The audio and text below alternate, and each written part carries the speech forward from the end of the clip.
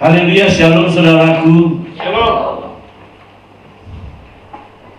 Puji Tuhan saudaraku yang kasih, ini hari perdana kita di Hotel Faith Hotel. Banyak orang sedang ketakutan menghadapi corona.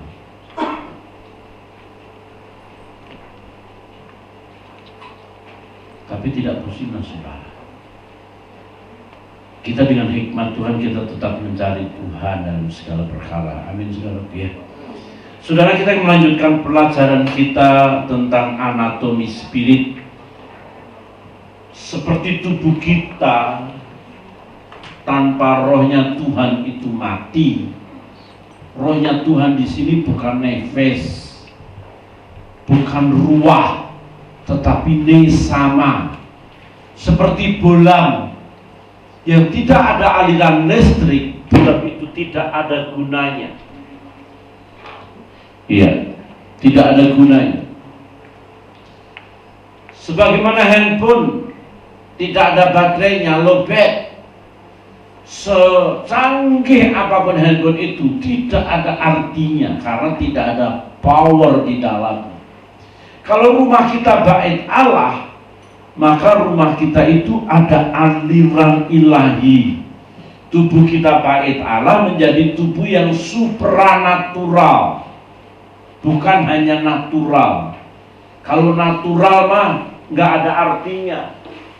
Secantik-cantik kita bisa tetap cantik di usia muda.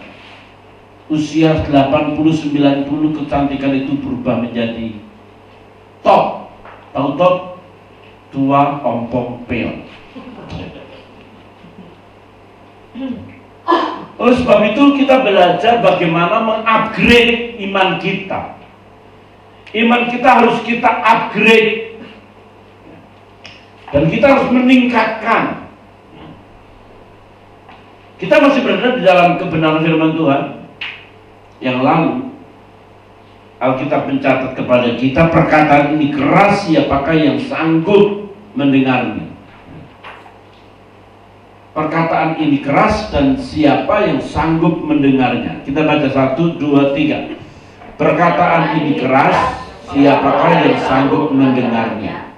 Kita sudah berada di dalam satu posisi di mana orang-orang yang tidak bisa bertumbuh rohaninya, orang-orang yang halu, yang sombong, somse, orang-orang yang tidak mau all out minggu lalu, 2 minggu lalu bahkan, orang-orang yang tidak punya iman. Tapi sekarang kita akan melihat yang kedua, slide kedua. Alkitab mencatat bahwa kita harus punya iman yang progres. Iman itu harus terlokalisasi di hati yang progresif, bukan ofensif. Harus ada dosa diampuni, dipulihkan, dipermuliakan, dan mati penuh kemuliaan. Itu enak saudara. Itu bukan prinsipnya orang hedonisme ya. Muda, kaya raya, tua pesta pora, mati masuk surga. Wow, siapa bilang saudaraku? Tapi kalau kita dosa diampuni, dipulihkan, dipermuliakan, mati akan penuh kemuliaan. Enak itu saudara. Kekristenan mayoritas hampir 60%. Kekristenan cuma dosa diampuni, dosa diampuni, dosa diampuni. Bahkan beberapa gereja mengatakan, orang kamu diampuni berdosa saja nggak apa-apa. Berdosa saja, diampuni kok. Tapi dosa terus ya bukan diampuni, diamputasi ya. Dosa diampuni, bis pengakuan iman. Apalagi Saint Peter itu gereja di mana ada pintu penghapus dosa. Yang sudah saya katakan 100 tahun dibuka. Umat Katolik seluruh dunia datang, masuk pintu itu satu persatu. Sekali masuk bledeng begitu suci, bledeng suci. Ya tapi iman mereka sih saudara biarin aja. 100 tahun diskon 20%, 80 tahun, diskon lagi 50%, dibuka 50 tahun. Orang udah kayak naik haji aja rame-rame saudaraku. Dan mereka mempercayai benar habis masuk begini suci, karena itu pintu tertutup. Ya ibaratnya kebenaran mereka meyakini begitu, ya biarin saja. Ibaratnya kan ada dua, ada apokrifa, ada Alkitabnya. Kalau Muslim ada hadisnya, ada Qurannya. Kalau kita hanya Alkitab. Kalau Yahudi ada Taurat, ada Talmud. Ya. Talmud itu kitab suci Yahudi yang juga termasuk ide profesionalisme, semua yang ada orang Yahudi masuk Talmud. Dan ini juga Tauratnya. Kalau Kristen kan Kristen cuma Alkitab doang. Alkitab berkata bahwa setiap kita itu berdosa. Saya dulu ngajar SD. Kalau belajar agama itu sampingnya kepala sekolah. Saya ngajar anak-anak, kita itu mewarisi dosa warisan. Jadi setiap kita lahir sudah membawa dosa. Kepala sekolah saya dengar di samping orang cuma ditutupin pintu itu sudah bukan pintu, almari, ditutup cuma almari. Saya mengajar semua pelajaran karena di wali kelas saudara ya. Yang saya tidak mengajar cuma dua, matematika dan IPA. Kalau udah ketemu matematika dan IPA itu pusing dah saudaraku. Sudah di kepala koperasi pernah, guru olahraga pernah, semua pernah. Saya ajak, kita itu punya dosa warisan. Setiap kita bawa dari kecil, tapi oleh sebab itu bayi tidak mungkin lahir dengan suci, bayi itu sudah berdosa. Saudara tahu, habis saya ngajar, kepala sekolahnya panggil saya, Pak Timotius, ini Pak saya mau ngomong, Bapak itu ngajarin salah Pak. Kok salah bagaimana Pak? Bayi itu lahir suci Pak. Orang berdosa bisa bersalah kalau dia melakukan. Itu hukum. Masa yang melakukan kejahatan bapaknya yang masuk penjara anaknya? Masuk logika nggak sih Pak? Yang salah bapaknya, rampok bapaknya kok. Itu yang salah bapaknya, yang dihukum bapaknya. Yang masuk penjara bapaknya. Anaknya nggak salah apa-apa, anaknya bener. Saya diem aja, karena dia kepala sekolah ya udah balak bener itu. Dia pakai kumis, sekali ngomong kumisnya naik bener. Itu, cabut juga tuh kumis habisnya. Bukannya Pak Ratu lebih tebel lagi, terus saya ngomong begini Pak, ini Pak, hukum di Indonesia sama di Malaysia hukumnya beda enggak Pak? Ya beda, kita nggak bisa menyentuh hukum Malaysia, hukum Indonesia, hukum Indonesia. Hukumnya Allah Pak, manusia itu berdosa. Dosa itu bukan perbuatannya, tapi tabiatnya, esensinya. Tapi saya ngomong esensi sih, tabiat, sifat. Jadi setiap orang yang lahir sejak anak kecil, bayi dia sudah membawa sifat dosa. Bahkan sekarang anak SMP aja berani bunuh orang loh. Gila itu. Anak SMP.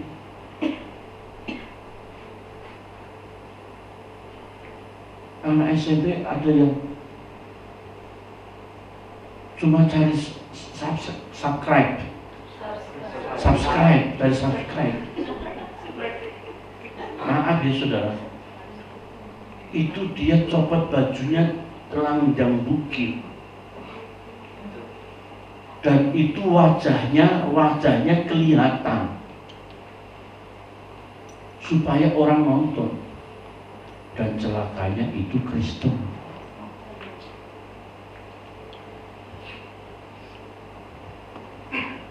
Saya masih ngajar di tempat lama itu. Saya panggil dia. Saya kepingin punya follower banyak, Pak. Subscribe banyak, Pak. Kalau banyak lo pakai ini, itu wajahmu jangan dikelihatan. Ini wajahnya kelihatan ciluba. Badannya semuanya kosong. Itu langsung saudara dikeluarin dari sekolah. Langsung keluar. Kadang-kadang saudaraku yang kekasih dalam Tuhan, orang sudah bertumbuh, semakin anak bertumbuh, dia tidak bertumbuh dalam rohaninya, anatomi spiritnya, tapi bertumbuh dalam dosanya. Kalau orang sudah bertumbuh dalam dosanya, dan saudaraku, orang-orang sekarang ini adalah orang-orang yang punya defisit spirit. Melakukan dosa itu udah kayak makan coki-coki aja. Udah gak takut saudara gue kekasih. Coba guru sekarang itu syukur-syukur kalau gak stroke atau darah tinggi, puji Tuhan itu saudara. Kadang-kadang tuh anaknya kan udah bener-bener setengah setan 3/4 iblis. Lagi ujian baru 4 nomor, dia tidur, ngecas lagi. Itu LJK-nya penuh cas, ngecasnya dia. Najis. Dan celakanya yang jaga nggak perhatikan, yang jaga sibuk dengan handphonenya. Waktu kurang 10 menit dia bangun. 10 menit kan ada pengumuman kan, waktu 10 menit lagi tolong dicek kembali. Dia bangun baru 4. Capcuk.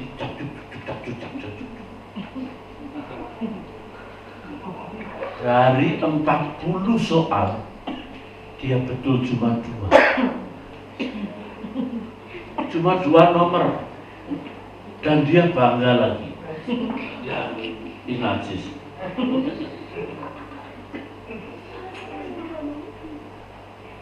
Kemarin kan ada pas BTS saudara ya. Karena saya guru, jadi gambaran saya itu murid. Saya jaga. Kalau saya jaga, saudara, saya siap dengan berbagai macam perlengkapan. Saya punya tablet, saya buka begini. Saya lihat, karena saya lihat yang lucu-lucu, saya ketawa sendiri. Itu yang melihat saya diketawa, jadi santai kan saudara. Sesantai seperti itu. Ada yang tertidur pulas. Rupanya ngorok itu bukan hanya untuk orang dewasa. Ngorok itu juga untuk anak-anak juga bisa. Walaupun ngoroknya seperti ular. Gitu. Saya lihat gitu. Saya kepingin ambil sepatu salib, tapi kan sekarang kan nggak boleh. Guru nggak boleh begitu. Ya. Saya maju, saya bilang begini. Pok, kamu udah selesai belum? Belum. Kenapa kamu tidur? Ngantuk Pak. Malam tidur jam berapa? Jam 7 Pak. Bangun jam 6. Kamu kemasukan roh kebun. Dari jam 7 sampai jam 6 itu banyak banget loh. 6, 7, 8, 9, 10, 11, 11 jam loh. Gila. Kita tidur jam 7, jam 12 bisa bangun tuh. Ya. Ini, kok kamu masih ngantuk? Iya ngantuk. Wah ini, mungkin orang kena diabetes ini. Orang diabetes itu suka ngantuk kan. Jadi saudara, setiap orang itu bawa sifat dosa, ya. bahwa sifat dosa udah nggak perlu lagi diragukan. Seekor singa yang lahir bayi kecil mungil, dia bawa sifat buas. Anjing yang lahir sudah pasti punya sifat bisa menggigit orang. Ya tapi anjing tertentu ya. Kalau anjing-anjing khusus enggak. Dulu kita pernah punya anjing. Ya, dia nggak suka menggigit, cuma menggonggong. Kita kemalingan 3 kali, dia nggak menggonggong. Handphone kita hilang semua. Dia nggak menggonggong. Giliran pendeta datang digonggongin. Jadi pendeta itu anjing itu salah alamat. Tapi saya anjingnya bener itu saudara. Giliran mati saya seneng banget, anak saya nangis dua-duanya. Dikasih nama siapa dulu kak? Banyak. Namanya Alek. Namanya Alek, itu anjing namanya Alek. Itu masih bagus lah, anjing teman kita namanya Luna.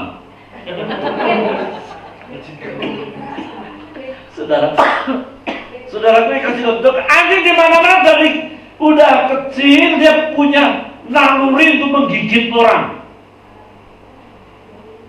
Sekali lagi saya tidak suka anjing, karena saya punya akar pahit terhadap anjing. Saudara gue kasih contoh. Naluri itu loh, naluri berbeda dengan tingkah laku, beda. Jadi kita udah dididik orang Kristen itu bawa dosa warisan. Jangankan dosa warisan, orang bapaknya tukang emosi, anaknya murka karena turun. Bapaknya darah tinggi, anaknya bisa kena darah tinggi. Itu penyakit. Kalau bapaknya kaya, kasih hasil kekayaannya warisan, itu mewarisi kekayaan. Nah kita mewarisi penyakit. Dan celakanya kalau orang tua ini hidup dalam dosa, dia tidak sempat mengalami hukuman, anaknya akan mengalami hukuman. Salomo berbuat dosa sedemikian rupa. Dia berzinah dengan Baal yang dibawa oleh istrinya. Heranya Tuhan tidak pernah meributkan Salomo istrinya 1000. Gak pernah meributkan. Tuhan tidak pernah mencela Salomo punya istri 1000. Gak pernah mencela. Sudah jangan bertanya, kalau begitu kita boleh dong? Enggak. Saya tidak akan menerima seorang yang bersaksi bahwa dia sudah tidur dengan 500 wanita, 50%-nya Salomo.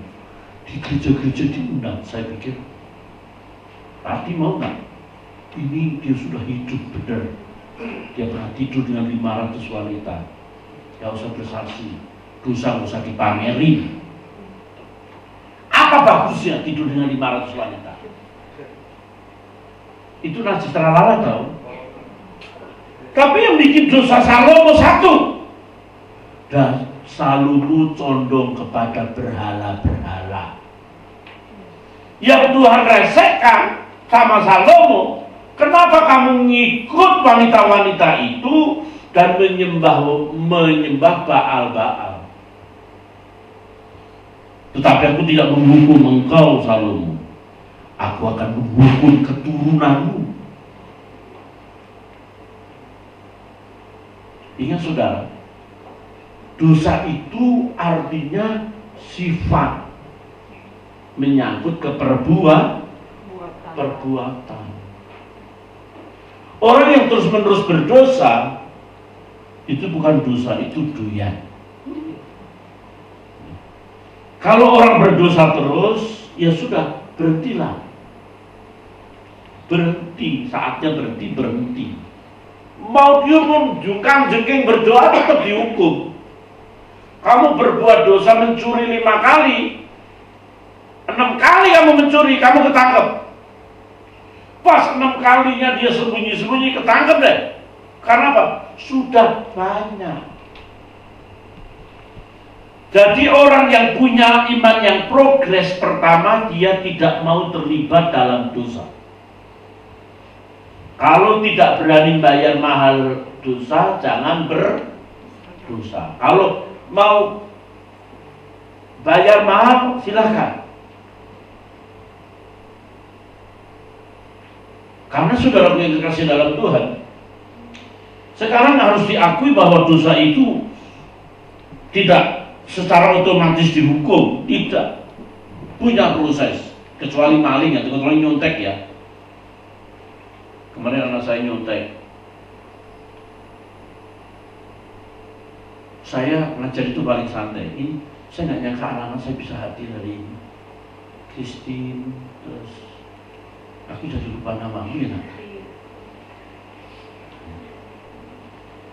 Kau lihat brosur ya nak ya, selebarannya. Puji Tuhan. Ini mana yang merespon? Bukan murid saya lagi, ini mantan murid saya. Tapi dia masih menganggap saya sebagai gurunya, ya puji Tuhan. Itu kode apa ya nak ya? Itu sekretaris saya itu. Kalau lagi habis pas begitu mereka panen nilai 90, 98, 96. Sekarang guru baru nilainya bagus nggak? 60. Paling tinggi 60. Lagi nyontek itu saudara.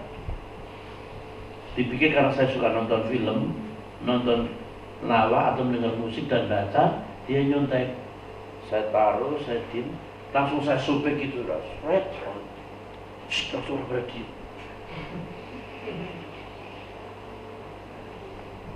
Kamu turun, minta lembar kertas, bilang disobek sama Pak Guru. Pak, anak-anak berani sudah, dia lebih pintar loh. Nyontek itu lebih pintar dari kita sudah. Lebih pintar. Dulu kita, kan saya kembar itu saudara ya. Kalau secara jauh, saya udah kasih kode. Ini ganjil, ini kena. 1, 2, 3. Tinggal ngitung aja. Ini kan 2, 4, 2, 4, 5.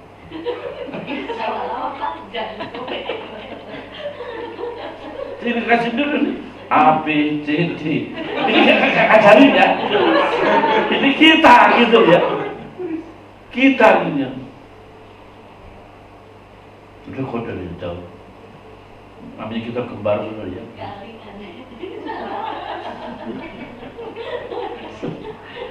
Tapi sekarang lebih pintar saudara, lebih gak takut. Lebih gak takut.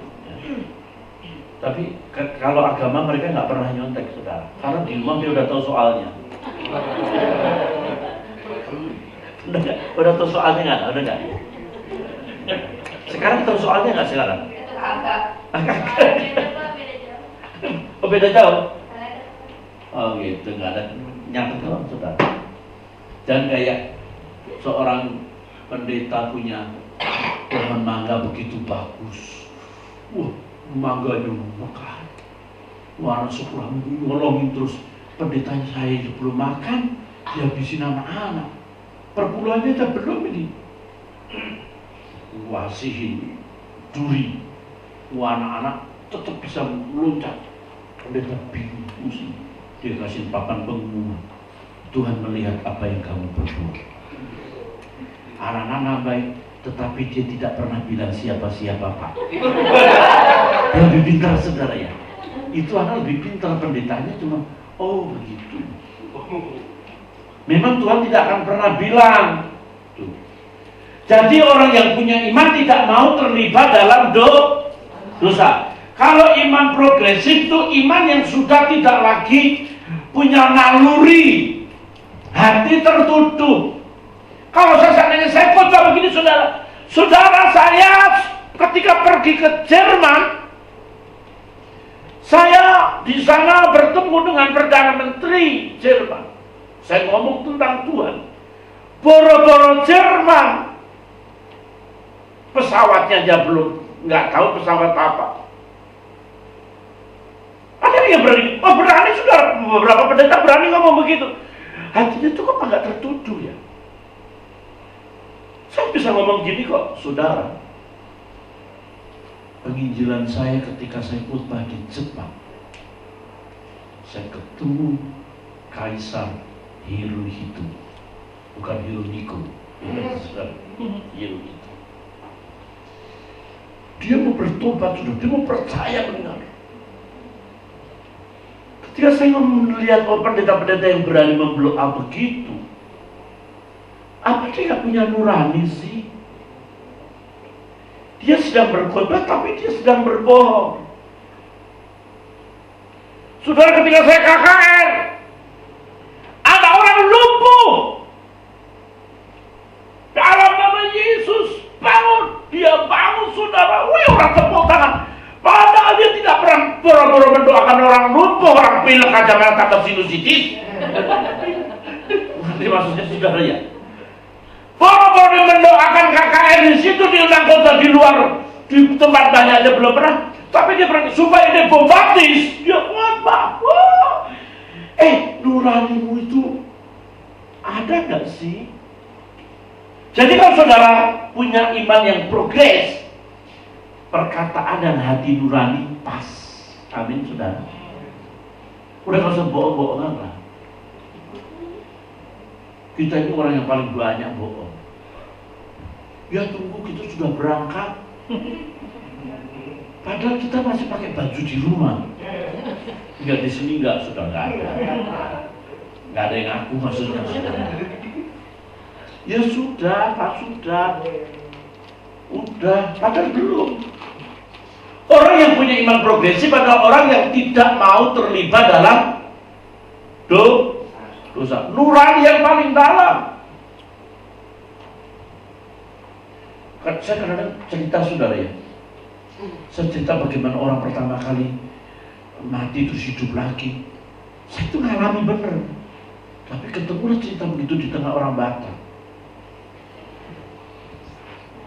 Itu orang Batak itu, saudara ya, kalau dia udah cerita Tuhan all out, malaikat kalah, saudara. Tapi itu Batak yang tembak langsung, yang imannya Senin, Kamis, Jumat, pingsan, Sabtu, mati, Minggu bangun lagi. Apapun yang pendeta. Tak mungkin pendeta, tak mungkin.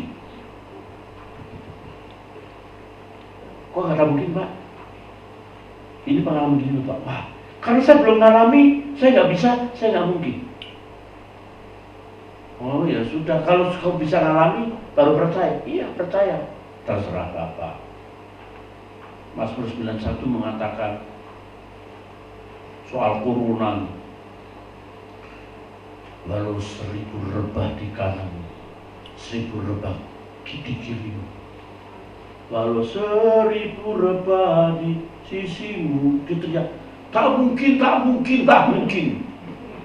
Kok tak mungkin 1000 bagaimana bisa rebah di kananmu? Kapan kamu menghitungnya? Kan kurang ajar, saudara. Macam-macam pula dia, saudara. Saudara, saya beritahu saudara, sekali lagi iman yang progresif, iman yang punya hati nurani dan perkataan yang sama. Tapi dengan hikmat, saudara ya, jangan tiba-tiba saudara pas nggak suka sama saya gini. Oh, saya nggak suka sama lo. Apa salah saya? Enggak, lagi nggak suka aja saya. Itu kurang ajar. Itu kurang ajar. Saya nggak mau melihat muka om. Pernah ada jemaat begitu kan? Ya, kalau kamu ibadah nggak suka sama gembalanya, nggak usah datang. Karena yang saya lihat muka saya. Mana ada gembalanya kalau lihat kakinya? Bongkok. Ketika kita tidak terlibat dalam dosa, iman kita sudah mulai progres, nurani kita progres. Maka kita dipulihkan, saudara. Ingat, dipulihkan. Dosa dipulihkan. Tapi kita perlu tahu, saudara ya, sebelum dipulihkan, dosa ada sebelum manusia jatuh dalam dosa. Dosa ada sebelum manusia jatuh dalam dosa. Iblis yang membawa dosa itu. Yang membujuk siapa? Yang membujuk ular. Itu iblis. Ular, karena ular itu berkata. Tapi Yesus ngomong ya, bahwa yang penipu itu adalah bapakmu, iblis. Maka iblis dimanifestasikan dengan ular. Itu kaum awamnya begitu. Kalau kaum teologianya beda lagi tuh, saudaraku yang kekasih. Jadi saudaraku yang kekasih, ingat antara dosa, sifat dosa, tabiat dosa dengan perbuatan dosa berbeda. Kalau agama lain lahir suci, yang namanya dosa apa? Perbuatan. Tapi Alkitab mencatat di dalam Roma 5:15 yang dicois baca, Roma 5:15. Tetapi karunia Allah tidaklah sama dengan pelanggaran Adam, sebab jika karena pelanggaran satu orang semua orang telah jatuh di dalam kuasa maut, jauh lebih besar lagi kasih karunia Allah dan karunia-Nya yang dilimpahkannya atas semua orang karena satu orang, yaitu Yesus Kristus. Ya, saudara. Dosa karena Adam semua itu berdosa. Tapi tidak karena Yesus Kristus semua orang diselamatkan. Kenapa? Orang harus percaya, mengambil iman kepada Yesus. Tapi kenapa Adam berdosa, semua berdosa? Ya karena memang itu nalurinya, itu dosanya. Kayak corona. Kan lagi marak corona ini. Corona itu bersentuhan saja kena. Bahkan kita duduk di tempat orang yang corona yang nempel, kita kena. Semua orang bisa kena corona. Kenapa? Karena itu penyakit, itu virus. Tadi di radio mungkin pemerintah itu nggak sadar ya, dia itu berperang dengan sesuatu yang tidak kelihatan. Kalau dia berperang dengan tentara, kita tahu wujudnya, tetapi kita berperang dengan yang tidak kelihatan. Saya pikir gini, kalau orang mau mengkritik orang itu biasa saja. Gampang saja orang kritik. Coba kamu jadi pemerintah. Mana bisa saudaraku yang dikasih dalam Tuhan. Dia kritik. Tapi tidak semua orang bisa terima vitamin C. Kalau orang mau terima vitamin C, untuk semua orang vitamin C itu harus datang ke dokter disuntik. Semua orang bisa kena virus corona. Tapi kalau orang mau sehat harus datang ke dokter. Orang bisa berdosa, semua berdosa. Tapi kalau orang mau diselamatkan, dia harus datang kepada Yesus dan percaya.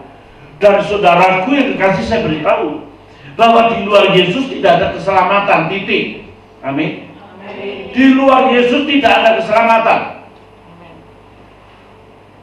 Bukan di luar gereja. Ada banyak orang ngomong hanya gereja yang menyelamatkan. Enggak, gereja nggak menyelamatkan, Kristen nggak menyelamatkan. Yang menyelamatkan satu pribadi, Yesus. Karena apa? Satu pribadi Adam, orang berdosa. Satu pribadi Yesus, orang diselamatkan. Tetapi Adam itu bawa virusnya itu dari generasi ke generasi. Pokoknya kalau daging bersentuhan dengan daging, yang dagingnya Adam itu pasti kena sifat dosa. Titik. Di mana-mana kalau itu benih mangga Indramayu mau ditanam di mana saja, di Kelapa Gading tanam Indramayu, maka buahnya akan jadi apa? Buah Indramayu. Padahal di Kelapa Gading nggak ada, di Kelapa Gading mangganya terus menjadi aromanis, enggak, tetap Indramayu, benihnya benih Indramayu. Perhatikan, orang berdosa mau di mana, di dunia mana saja, tetap saja dia berdosa. Karena apa? Satu, Ada. Kecuali nggak lahir dari manusia ya, suruh gokong begitu. Tapi saya nggak percaya itu suruh gokong cerita-cerita begitu, saudaraku ya. Saudara yang kedua, yang kasih dalam Tuhan, yang kedua dipulihkan. Dipulihkan itu apa saudara? Dipulihkan itu sudah kehilangan sesuatu dan kembali dapat. Hilang sesuatu dicari sudah dapat. Contoh tadi, hilang kosmetik seminggu, dicari kemana-mana. Ya, itu contoh, ini contoh yang barusan. Ya, jadi tiap hari kosmetiknya nggak ada keluar itu udah tanpa bedak, tanpa ciluk lagi sebenarnya. Itu sudah cari kemana ini? Tapi pada waktu ketemu, hebat itu.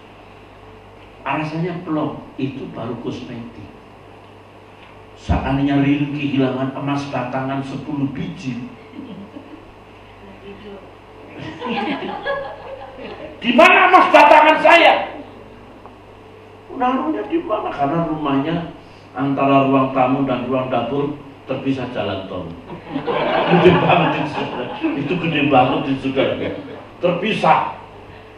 Kecuali saudara sini nggak ada emas batangan. Itu nilainya satu emas batangan itu udah berapa ratus juta. 10 miliar ini yang hilang. Kecuali kalau itu ketemu, bahagianya sama nggak dengan bahagia kehilangan kosmetik? Beda. Ya kosmetik dia anggap aja harganya 100 juta lah. Ada nggak kosmetik 100 juta? Ada. Itu sih banyak saudara ya, 100 juta. Tapi kehilangan miliar, waduh saudara. Luar biasa itu saudara kasih. Pertama saya kehilangan duit 100 juta itu di Bank Mandiri. Bank Mandiri Mangga Besar. Pertama kehilangan seumur hidup saya 100 juta, orang titip saya main LN, saya beli. Terus kemudian ketika saya beli, saya kasih duitnya dia. Bapak tunggu di bawah ya, itu Pak. Mandiri. Saya tunggu bengong begini sudah. Temennya dia di samping saya. Tunggu sama teman saya udah di sini. Saya ambil emas batangan di atas. 100 juta 10 tahun lalu itu saudara. Itu bisa 500 juta sekarang. Saudara tahu, 1 jam saya tunggu nggak ada. 2 jam kedua saya tunggu nggak ada. Saya main LM. Murah sih LM-nya. Orang kalau cari yang murah itu akibatnya begitu. Ketika 3 jam nggak ada, nunggu lama, saya naik. Saudara tahu, lantai 2 itu kosong. Dia loncat. Saudara bisa bayangkan 100 juta dititip orang, terus kemudian saya beli, dia kabur. Wah, itu paru-paru, jantung, ginjal rontok semua. Untung nggak ketemu tukang tongseng dulu. Bisa ditongseng dulu. Tuan. Itu pertama itu 100 juta. Langsung saya pegang temennya dia itu. Sini. Udah berapa lama kenal? Baru tadi Pak. Wih, lu gila ya, baru tadi berani ngomong gitu. Saya pegang dia tuh saudara, sampai 5 hari tidak boleh pulang. Udah gak usah ganti 5 hari baju. Usah tutup dia itu sudah. Akhirnya dia bikin surat, kasih surat tanah di Jambi. Saya pergi ke Jambi, saya cek tanahnya ada. Saudara, kalau kita kehilangan sesuatu itu menyakitkan saudara, menyakitkan. Kehilangan kesehatan itu menyakitkan. Saya percaya yang datang hari ini kepada Tuhan hari ini adalah orang-orang yang dijauhkan dari mara bahaya. Dijauhkan dari virus corona. Kita nggak usah corona, kita Toyota nggak apa-apa, BMW saudara. Oh Corolla. Corolla juga Toyota ya. Yang mudah, karena saya pernah punya Corona. Saya pernah Corona itu 2500 cc. Saya menamakan mobil zaman Nabi Nuh. Enak saudara kasih. Yang kedua, dengan pemulihan. Orang dosa diampuni dan dipulihkan. Habis dipulihkan, saudara dipermuliakan. Orang saudara kalau hidup dalam Tuhan, menjalani hari-hari akhir, hidup kalau bisa ya mempermuliakan Tuhan aja lah. Melayani Tuhan aja lah. Saya sedih lah lihat orang-orang Kristen sudah lama dididik, sudah lama diajar, pengkhotbahnya saja juga udah all out, gembalanya all out, gembalanya juga korban, gembalanya juga tidak hidup mewah, kecuali makannya. Maka kita nggak terlalu miskin banget sih, saudara. Saya sering makan di restoran mewah, saudara. Jujur. Tapi itu ditraktir sih. Kalau makan sendiri ya hotel yang biasa saja. Cuma pelayanan itu harus mewah. Kenapa saya pelayanan itu harus ikhtiar ya begini, enak gitu, saudara. Ini layak. Kita ngundang orang pun layak, di mana hotel. Ibadah mana? Oh di rumah. Waktu datang di rumah, saya pernah khotbah di rumah. Lewat orang jemur-jemuran itu saudara. Itu jemuran banyak banget kita. Sampai begini kita. Itu gerejanya di paling pojok. Joyce tahu pasti itu. Tapi saya tidak mengatakan yang itu loh, Jo. Beda ya. Itu benar saudara. Kita tuh nabrak pakaian orang loh, saudara. Orang Jawa bilang disumuk. Disumuk itu sudah melewati. Jika kalau kita mau datang lagi ibadah kami di mana? Ini kok. Jadi orang lewat. Sudah lihat pemandangan yang indah. Ya, jadi tahu pasti.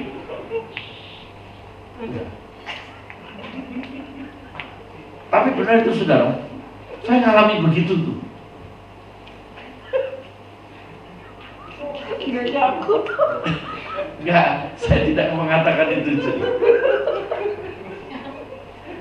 Joyce punya gereja pernah bocor masalahnya. Ya, saya tidak sedang nyindir dia, tidak. Ini benerin. Bener saudara. Apalagi yang lokalisasi yang dibuat Ahok itu tuh saudara. Yang dulu apa tempat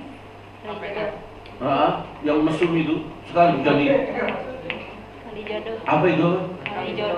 Kalijodo saudara. Wah, diundang khotbah di situ jam 7 malam. Kali-kali aja jodoh. Ini saudara masuk Kalijodo. Om, sini om. Memang muak gua om. Saudara-saudaraku yang dikasih, kita melayani kan nggak pernah milih-milih. Cuma saya melayani pernah menolak satu kali aja pelayanan saya pernah tolak satu kali nggak datang, satu kali kabur. Sebelum khotbah saya kabur. Satu saya sudah lapar. Terlambatnya 45 menit sampai 50 menit. Yang datang 2 orang. KKR itu nggak tentu diadakan karena dia bersyukur Ahok kalah. Saya pulang saudara, saya cari makan, ditelepon, Pak Pendeta di mana? Pulang. Seumur hidup nggak pernah. Tapi apa? Karena rasa tertuduh. Yang kedua saya khotbah di Tanah Tinggi, saya nggak datang. Saya cek Tanah Tinggi 4 itu nggak ada gereja. Karena seminggu sebelumnya teman saya diundang khotbah, dijemput, habis itu digebukin. Ya. Digebukin sedemikian rupa sama agama lain, dia jadi pendeta, terus kemudian namanya juga pengkhotbah, dia datang, oke, Bapak nanti tunggu di Indomaret ya. Indomaret apa Bang? Dia tunggu, datang dia. Bapak nggak usah bawa mobil, nanti mobil belum kita anter. Loh, kenapa nggak dijemput sejak awal sih? Sudah tahu, dia masuk mobil, langsung dibawa ke tempat jauh, digebukin sudah. Haram. Digebukin. Untung dia bisa lepas dan hidup. Dia cerita sama saya, membuat hati saya jiper. Kalau diundang khotbah, saya itu jiper, nervous, keder. Jadi kalau diundang khotbah saya tanya, bro tahu dari mana? Oh dari web. Kalau orang pertama undang khotbah saya, pasti saya selidikin dulu. Bukan soal takut mati bro, konyol aja. Konyol bener. Dan orang udah mulai jahat loh saudara. Di web itu alamat pendeta tuh begitu banyak. Kayak alamat kita jelas Timotius nomor teleponnya. Dan orang-orang jahat. Saya nggak mau saya betul begitu. Ayub mengatakan begini, yang kutakutkan itu yang mengejar aku. Yang kutakutkan itu yang mengejar aku. Saudara takut miskin? Kemasukan gembel miskin. Sudah benar-benar takut, saya takut ya. Masa depan saya ya. Saya punya jodoh nggak ya? Punya jodoh nggak ya? Kamu nggak bakal punya jodoh karena kamu takut punya jodoh.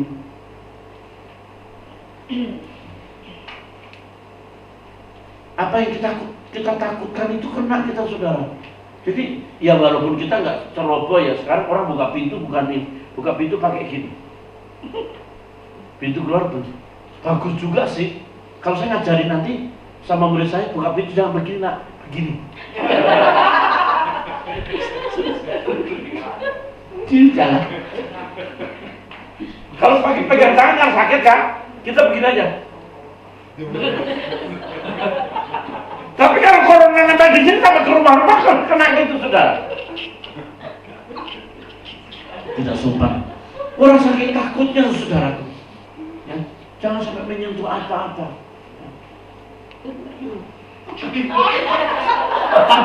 Itu kok banteng itu. Itu bener-bener parno bener ya. Corona itu bikin parno bener loh saudara. Bikin parno. Harusnya besok tuh anak SMA UN. Mereka udah stres ya. Besok UN.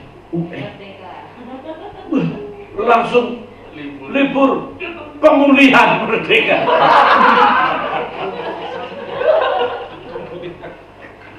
Cuma saudara, itu merdeka itu karena base komputer bukan base paper ya. Komputer itu bisa diganti tanggalnya, klik. Coba kalau base paper itu dicetak tanggalnya, yang akan datang tanggalnya mau dirubah kan? Kayak ujian pertengahan semester hari Senin, banjir, jangankan muridnya, gurunya kebanjiran. Gurunya nggak datang, muridnya juga nggak datang kan? Itu tanggalnya sudah muncul, tanggal 5. Dirubah tanggal kembali ke Jumat. Ini berita acaranya tanggal berapa? Bikin tanggal 5 sama. Ya ngaco. Jadi pemulihan itu saudaraku, kita kembali dan kemudian dipermuliakan. Jadi melakukan segala sesuatu yang hanya dimuliakan Tuhan aja lah, memuliakan Tuhan aja lah saudara. Kalau saudara melihat saya melakukan hal sesuatu yang tidak memuliakan nama Tuhan, tegur saya. Kalau kita sudah dipermuliakan, saudara, orang yang dipermuliakan itu melakukan segala sesuatu itu hanya untuk kemuliaan Tuhan, pelayanan. Tapi saudara, yang tahu kesusahan saya di sini itu beberapa saja. Mungkin salah satunya Pak Suhendri tahu, itu orang yang paling lama ya. Nanti begini itu pelayanan, saudara. Orang mau pelayan itu yang mau enak-enaknya saja ya, saudara. Dikiamati, dijelek-jelekin. Ya nggak usah jelek-jelekin, gue juga jelek sendiri bisa. Ya dikiamatin, dibuat. Padahal nggak apa-apa, saudara. Tapi biarin aja. Saudara, orang yang punya iman yang progresif hanya melakukan yang menyenangkan hati Tuhan. Kita berdosa bukan karena kita takut masuk neraka. Kita berdosa karena kita menyakiti Tuhan. Kalau saya berdosa, saya menyakiti Tuhan. Saya berdosa, saya pasti masuk neraka. Saya ke gereja, pasti nanti saya sakit. Saya ke gereja, pasti saya keserempet mobil. Saya ke gereja, pasti saya bangkrut. Bukan, saya gak ke gereja, saya menyakiti hati Tuhan. Di gereja sana Tuhan sudah menunggu saya. Di gereja sana Tuhan sudah menantikan puji-pujian saya. Di gereja di mana saya akan datang, Tuhan sudah menanti pelayanan kehadiran saya. Itu loh iman yang progresif. Jangan, saya nggak datang, saya nggak enak nanti dibesuk. Tetapi sekarang jemaat sih nggak pusing dibesuk atau tidak. Dia nggak suka gereja satu, dia bisa pindah gereja lain. Nggak suka pindah gereja lain, pindah lagi gereja lain. Di situ nggak sudah pindah-pindah. Ketika mati, dia bingung ini jemaat mana. Dan pendetanya mengklaim. Saudaraku yang kekasih, akhirnya kita mati penuh kemuliaan. Ingat, mati penuh kemuliaan. Itu enak, mati penuh kemuliaan. Kalau mati penuh sekaratnya lama itu susah, saudaraku yang kekasih Tuhan. Sehingga saudara, ketika kita progresif, sudah mati penuh kemuliaan, selanjutnya kita menjadi orang-orang yang dipilih, bukan yang segera dipanggil. Saya pernah khutbah itu. Kita menjadi orang yang dipercaya, bukan hanya percaya, tapi dipercaya. Kalau percaya, semua orang percaya Yesus. Tapi tidak semua orang dipercaya. Yohanes 2:24 dibaca. Tetapi Yesus sendiri tidak mempercayakan dirinya kepada mereka karena ia mengenal mereka semua. Kristen yang progresif tidak hanya percaya tapi Dipercaya. Sudah ingat kan? Bukan hanya percaya tapi dipercaya. Kalau kita dipercaya Tuhan, kita akan mendapatkan yang terbaik, saudara. Mungkin kita belum dipercaya Tuhan, belum. Dipercaya untuk beberapa orang saja, dipercaya untuk banyak hal, itu beda lagi. Iman yang progresif, iman yang bukan hanya percaya tapi dipercaya. Bukan orang yang memuji Tuhan tapi dipuji Tuhan. 2 Korintus 10 ayat 18.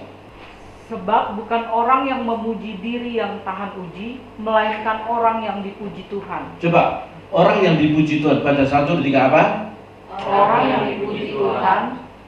Ini orang yang dipuji Tuhan. Kalau saudara hanya memuji Tuhan, wajar, semua orang. Tapi iman yang progres adalah iman yang dipuji Tuhan. Dalam keadaan kekurangan dia bisa memberi. Dalam keadaan kelemahan dia bisa datang ke gereja. Kalau dalam keadaan sehat saya datang, semua orang bisa. Dalam keadaan kelipat memberi, semua orang bisa. Dalam keadaan semua serba oke, datang dulu, oke bisa. Tapi dalam keadaan lemah dia datang, keadaan kurang dia memberi. Ya. Nah itu dipuji, jangan jadi orang cemen. Ya. Jangan dikit-dikit kita males buat Tuhan. Dan saya ngomong sama murid saya, anak-anak, pokoknya mulai sekarang siapa yang batuk dan pilek tidak boleh masuk. Langsung satu sekolah. Itu kurang ajar. Jadi, saudara, jangan dikit-dikit. Kalau nggak gereja kenapa? Saya sakit. Sakit apa? Pilek. Nanti kalau corona gimana, Om? Kok kena corona beneran lo, malahan lo? Kenapa? Ini dia nggak hanya memuji Tuhan, tapi kita harus dipuji Tuhan. Amin, saudaraku. Harus. Dan kita bukan orang yang mengagumi Tuhan, tapi dikagumi Tuhan. Markus 8 ayat 10. Setelah Yesus mendengar hal itu, heranlah ia dan berkata kepada mereka yang mengikutinya, "Aku berkata kepadamu, sesungguhnya iman sebesar ini tidak pernah aku jumpai pada seorang pun di antara orang Israel." Ya. Jangan hanya mengagumi Tuhan, kalau bisa kita dikagumi Tuhan. Aku berkata kepadamu, sesungguhnya iman sebesar ini tidak pernah aku jumpai pada seorang pun di antara orang Israel. Kalau bisa, aku tidak pernah menjumpai itu hamba Tuhan yang senekat dia. Kita ini kan tidak senekat hamba Tuhan luar negeri itu, saudara. Ketika penyakit corona datang, saya belum mendengar yang ini, yang pes berani diangkatin orang-orang pes. Waktu diwawancara, Anda berani banget ngangkat pes.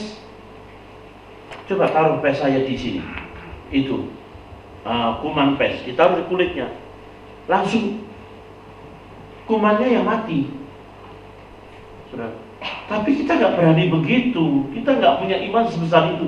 Coba kita mau konyol, kita ke tempat yang kena corona itu. Mana corona? Mana corona? Nama Yesus. Bukan. Kita belum punya iman ke situ. Iman kita belum nyampe. Kalau yang begini nih yang dikagumi Tuhan tuh orang-orang yang nekat.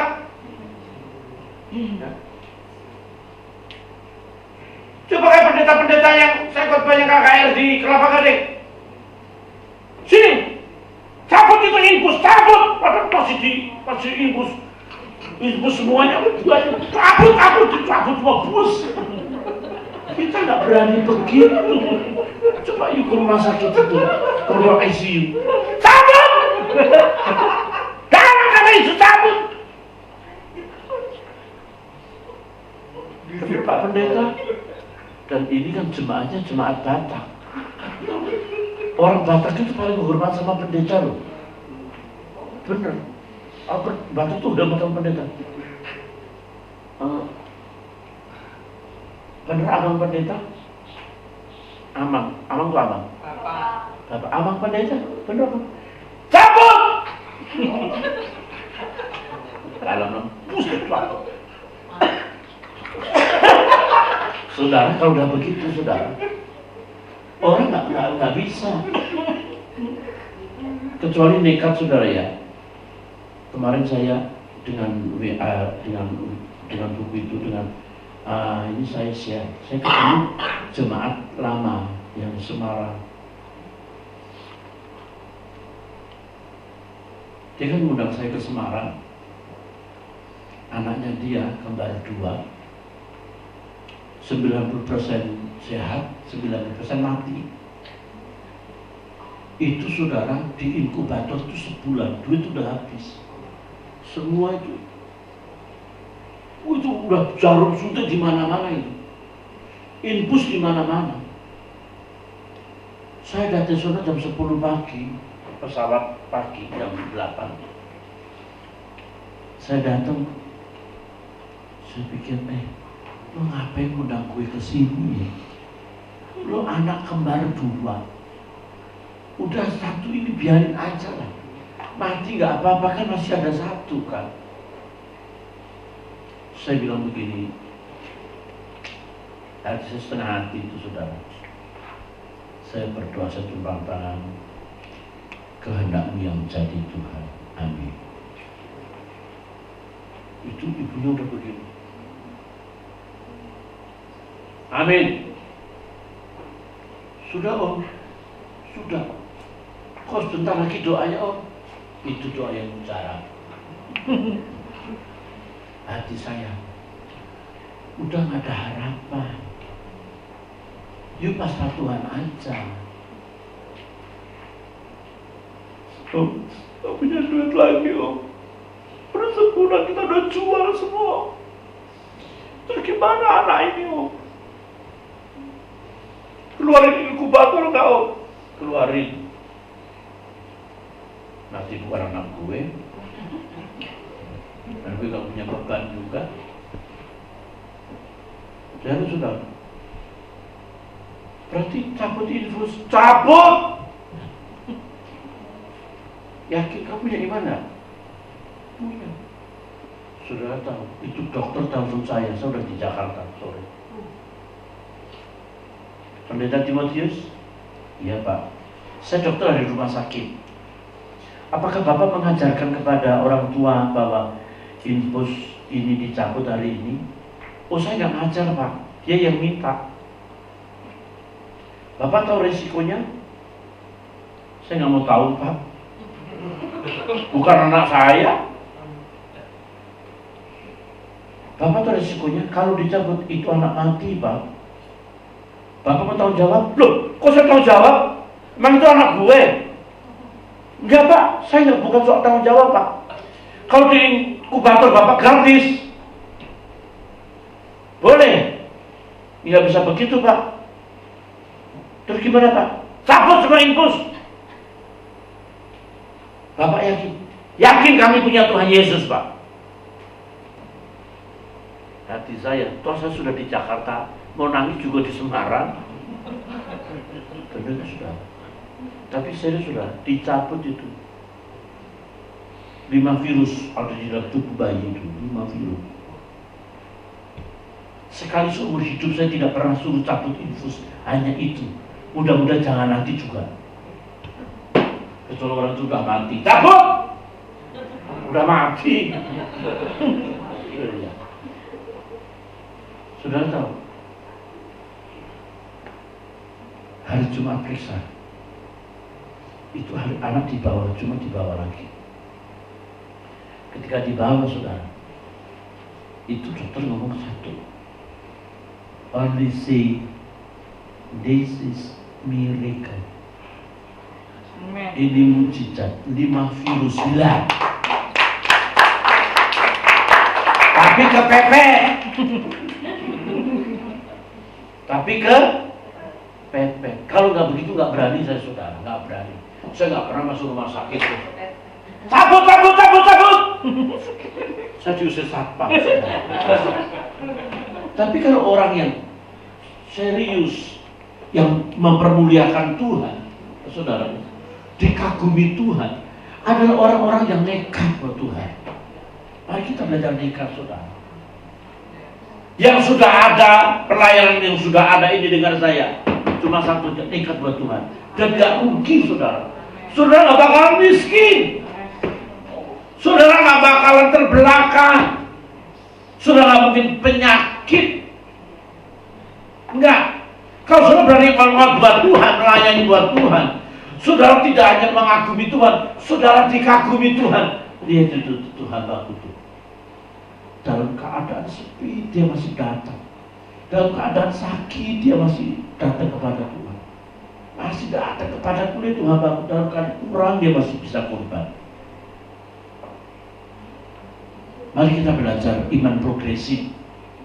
Iman yang dosa diampuni, dipulihkan dan dipermuliakan. Iman yang tidak hanya percaya tapi dipercaya. Iman yang bukan hanya mengagumi Tuhan tapi dikagumi Tuhan. Bukan hanya dipanggil tapi dipilih. Tuhan berkati, amin. Mari kita berdoa bersama-sama di hadapan Tuhan. Haleluya.